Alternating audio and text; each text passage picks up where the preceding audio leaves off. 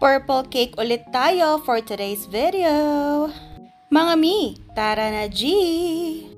From UK with love. Ayan, nag-order ulit ang ating Suki na friend na taga UK and gift niya ito para sa kanyang pinsan na nag-aalaga sa kanyang anak. O diba, bunggahan? Ang size ng cake na ito is 8x6.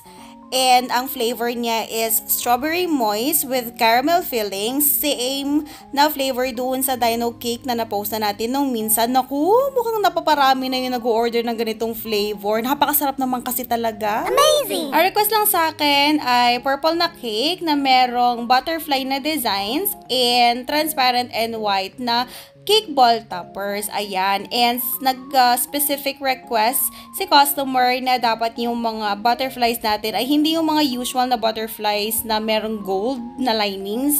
Sa mga bakers, alam nyo yan, yung typical na butterfly toppers natin. Kaya talagang naghanap talaga ako ng mga purple na butterfly na maganda naman at elegant tingnan. At ayun, nakakita naman tayo. In fairness ha, maganda talaga sila. Mamaya papakita ko sa inyo. At ito na nga, ayan, kung makikita ninyo, yung ibang cake ball toppers natin, nakadikit sila sa lollipop sticks. Yan, para mas mapatangkad pa natin sila dahil dun sa design natin is hindi pantay-pantay yung mga cake balls and medyo mataas sila. Kaya nilagyan natin ng ganyan.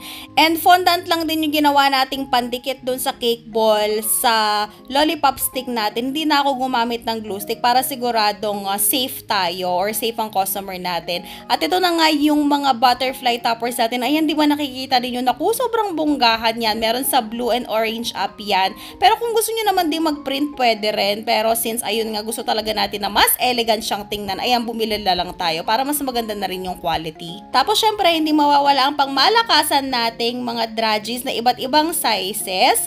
And yung mga butterflies natin, ayan na nga, iba-ibang sizes din yung nilagay natin para mas maganda siyang tingnan. O diba, bunggahan? Simple lang siyang tingnan, pero napaka-elegant, diba? At ito na ang final result! Wow!